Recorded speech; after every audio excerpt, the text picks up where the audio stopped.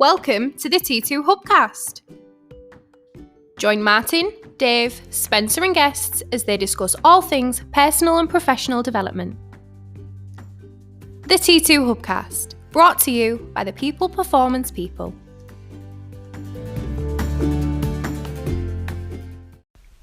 So welcome back to the T2 Hubcast. It's January. I'm sat outside in the car waiting for my daughter who is doing her gymnastics class, and I have the best part of 2 hours every Monday evening. So I thought I'd jump on and record a podcast. I've not thought too much about what it's going to be about. I've not pre-planned anything. I've not thought for one second what I'm going to share. So but I quite like that, and I think if you go off the cuff sometimes, and if you just freestyle on some insight around what you've been doing lately, or what you've been speaking about, or what questions customers are asking, you can often end up with some quite powerful stuff. So let's see how we get on. So I won't spend too long with you, but I guess, what am I seeing at the moment in terms of people as we turn the year in 2019 who are focused, who are productive, self-fulfilled, who seem to have a spring in the step, who have some purpose? What do I see in these people, and what do I observe in these people that seem to portray that, versus obviously some of us who don't have a spring in our step, who are maybe in a little bit of limbo at the minute. Maybe we are experiencing a little bit of stress, a bit of worry, a bit of anxiety. Maybe we don't know where we're heading. Maybe we are fed up with our jobs, whatever it might be, and we just can't seem to get unstuck. And I guess that's how I'd put it. No one's not got the ability. Sometimes we just get stuck. So, okay, first thing I would say is, and I'm going to try and speak from personal experience as well, because, everything I do in my career, in my life, I try to practice what I preach. I try to live by some principles. But I think the first thing I'd start with is something I'm passionate about myself, and something I consciously work on myself. But what I see sometimes the most productive people out there, and the most self-fulfilled people out there also deploying, and that is around stress, right? So it seems like there are some people who will catastrophize basic human stress. And some people who have heard me speak before will have heard me say that many a time. But sometimes we catastrophize basic human stress. So much so that we always start to head down more of a threat state in our life than a challenge state. And for those of you who have never heard me talk about this, very quickly and simply put, a challenge state is when we are aware of consequence, we are aware of failure, we are aware of any repercussions, but we're absolutely focused on what we want to achieve. We almost harness it as adrenaline. When I work with people in professional sport, it's often those sportsmen and women who can feel the nerves and the pressure, but they harness it into an adrenaline in terms of what they want to achieve, into performance. And the same happens in our personal and professional life. We can become consumed by consequence and potential threat and fear of failure and what may happen in the future of a negative nature, or we can actually harness how we're feeling and use it to take on the challenge and achieve great things. Or we can go into a threat state, and the threat state is the more natural of the two to us human beings. If you think about us as animals, as human beings, we have a survival instinct, and because our number one innate desire is to survive, it's our number one programmed function, if you like, is survival at all costs, then we are unconsciously always going to be more susceptible to a threat state where we focus on what might happen or the consequence and repercussions of things rather than on what we want to achieve. And when I work with people, I'm constantly working with them on how to try and recognize and understand the difference in the stress response between interpreting it as a challenge so you can thrive, and not becoming consumed by the threat. which is when anxiety and stress and depression and all sorts of ongoing struggles can happen. And yes, without a shadow of a doubt, mental health is there's a vast spectrum of challenges for people with mental health, and there's lots of great growing support out there for it. But I always try to focus on the individual. I don't believe in just labeling it an illness. We do have a contributing part towards it, and how we interpret the stress response. If we can educate ourselves and understand why it's there and what purpose it serves, i.e. survival, and therefore understand that we can interpret those feelings and those emotions into a challenge state, then sometimes, I know some people need support, sometimes it's a bit of a deeper issue than this, but in a lot of cases, we can take back some control, and that's what productive people do, and that's what resilient people do. And I think that's the first thing I'd share with you this evening.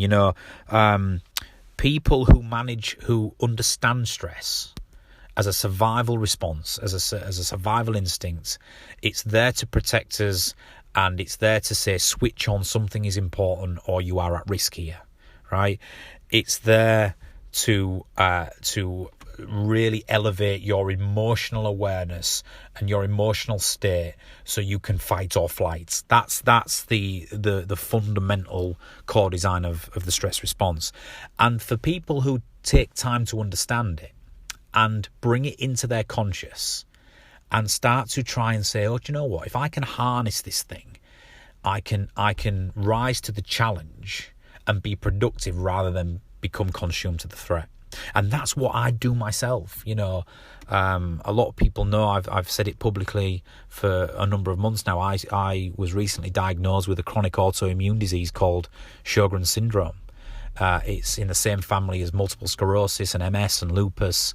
And it's been a really challenging time for me from a health perspective. And when you start reading the stats and what you're more susceptible of getting with autoimmunity and what it might mean for you, etc., it can be quite scary, and it's very easy to get dragged into a threat state with it and worry about what may happen and what the future may hold for me. But I absolutely challenge myself every day, every week to be in a challenge state, focusing on the things that I can control and harnessing the stress response into something really positive, and it serves me really well. So the first thing I'd say is, anybody who's listening to this who might be struggling a little bit of anxiety, a bit worried lately, a bit stressed, if you're a hypothetical worrier, so someone who's focusing on what may have happened in the past, and you're worrying about it, or something that you perceive may happen in the future that you can't control, then you're a hypothetical worrier. You're on a spiral, and it's a slippery slope, because if you do not take back some control with hypothetical worrying, it can get out of hand. We all do it. We're all susceptible to it. What if this happens? What if a family member gets ill? What if I don't have my job in 6 months? What if this happens? What if? It can spiral, and then more hypothetical worrying triggers more hypothetical worrying, and you're in a self-perpetuate cycle. So we can't predict the future. One of the frustrating things about the human brain is we, in our bid to control our environment so we can survive, we want to predict the future. We want to understand what might happen. We want to safeguard against anything going wrong, and we can't always do that to 100%. So it leads to more worrying, and that's the cycle people get themselves in. Bring it into your conscious, understand the stress response, and if you can only, and it comes on to my second point, you've got to focus only on the things we control. Hypothetical worries, what's happened in the past has happened, what's happening what you perceive may happen in the future, you cannot have any assurance or guarantees of.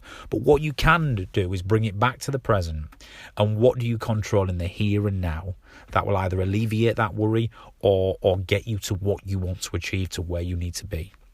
And that brings me on to probably another point on this, which is productive people make bloody decisions.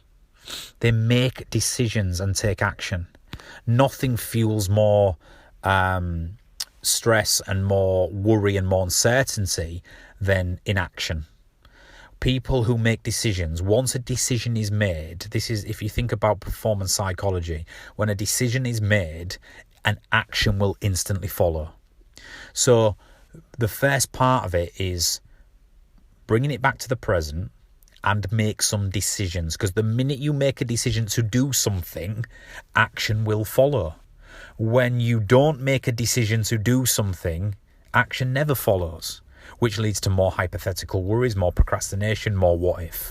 And the problem with decisions, however, is because some people are risk averse. Some people don't want to make the wrong decision. Some people, hypothetical worry about what if I make this decision and it's the wrong one. So it's a really, really tricky situation. But what I observe is people who focus in on the present and make decisions, good, bad, or indifferent, always leads to action, and action is always better than inaction. And for every 3 bad decisions you make, you'll make 1 great one, but it will be worth it. And the bad decisions, repercussions won't be that catastrophic, because remember, we're programmed to catastrophize a lot of stuff. So make some decisions. There is nothing more powerful than a decided mind. And we all need to remember that there's nothing more powerful than a decided mind. And the last point, I'll speak from my personal view on things and the way you run a business or the way you achieve goals. I've not finished in on any of my endeavors yet. I'm hungry to reach a lot more milestones and achieve a lot more goals, and I've got plans for myself and my family and the business and my employees and everything, because I constantly sort of live by the law of attraction, which is, if you visualize where you are going, if you know where you are going, and you're, really positive and cast iron on what you want to achieve and where you are going, I believe the law of attraction kicks in. It will pull you towards it. Everything else I've been talking about is easier when you know where you are going. And I'm talking 5 years from now, 10 years from now. What does my personal life and the family look like in 10 years from now? What house do I want to be in? What does my business look like? What new products and services have I deployed? Where's my end game? When I've achieved what I want to professionally, and I hopefully can secure the freedom that I want, what then? Do I sit around for the rest of my life? No, I already know where I'm going and what I'm going to do, and that's the law of attraction. And I see it in successful people, whether it's in professional sport, in business, in the military, in education, in healthcare. People who have a desire to achieve something, when they're going in a direction, they know where they're going. They can visualize it, they can see it, they use imagery every single day, every single week. And it creates a spark. It creates a spark. And then what that does, if you backtrack from that, is you start to make bloody decisions, because you make decisions on the things that are going to get you there. When you make decisions, you take action. When you start taking action, you move closer to where you want to be. And all of the time you are visualizing where you are heading, and you are making decisions, and you are taking actions on a daily basis, you are not hypothetical worrying. In fact, your hypothetical worries reduce, because you're focused on the present. You're focused on what you want to execute. You're in a challenge state, not a threat state. Don't get me wrong, right? On a weekly basis, there'll be something that triggers a threat state response in me. We're all human. We're all human. It gets the best of us all. But because I am so focused on where I'm heading, and I use the law of attraction, and I understand hypothetical worries don't serve me well, so I drag it back to the present and focus on what I want to achieve, I always quickly get myself out of the threat state. And that's what I want people listening to this hubcast to take from it. If you're in a bit of limbo at the minute, or you're stressed or anxious or worried, or you're there's a severe lack of inaction, you don't know where you're heading, you don't know what you want to achieve, your self-esteem's low, your confidence is low, whatever it may be, I want you to first and foremost decide upon what you want, where you are heading. Because the minute that piece is taken care of, the minute as you say, right, this is what I want to do and want to achieve, you can work back from there and start making some decisions. You'll feel more in control. You'll feel generally more energetic and positive around it. And don't get me wrong, there's more to it than this, but it's the start, it's the origins of achieving things, of success. And, people always say, I'm crazy. Martin, you're writing books, you're trying to do stuff with the business, you're now building a technology, you're investing money back into doing this, you've got 3 kids, you've got a family, how are you doing? You gave up your job, how are you doing that? And I guess what I'm talking about this evening is it for me. I often try to always practice what I preach, but you've got to imagine where you want to go. A great quote, for anybody out there who's watched The Greatest Showman, there's a great quote hidden, I believe, a little gem hidden in The Greatest Showman, where somebody has a go at him for being crazy and dreaming too much, and he says, men suffer more from imagining too little than they do from imagining too much. And it's so true. And I think just have a reflection. 3 things from me. Understand that stress is a basic human response. It's normal. We're all the same. We all experience it on different levels, granted, but it's there. The way we interpret the stress response is really important. We can either be consumed by the threat, where we focus on hypothetical worries and what might happen and the consequence of what might happen, or we can interpret it as I know why I feel like this, because this is either important to me or I feel at risk. But I'm gonna bring it back to the present. I'm gonna make some bloody decisions and I'm gonna take action. Challenge state. Make decisions, take action, and finally know where you are going. 10 years from now, 5 years from now, if you can't get that visualization, what does 6 months from now look like? What does 3 months from now look like? Create the law of attraction for yourself, because when that seed is planted and when you're excited, when the idea is hot and the emotion is high, this is what I always say in business from me. When the idea is hot and the emotion is high, I always act. The law of attraction is a wonderful thing. When I've got my eyes on the prize and I want to achieve something, it forces me into action. I make decisions, I take action, and as a result, I experience less hypothetical worries. I worry about consequence less, and I focus on what I want to achieve. And don't get me wrong, there's been many of head-scratching failures along the way, but there's been some wonderful successes which have been worth almost deploying this philosophy. So I'll leave you with that for now. Hopefully that might be of help, and I'll see you for the next T2 Hubcast. See you soon.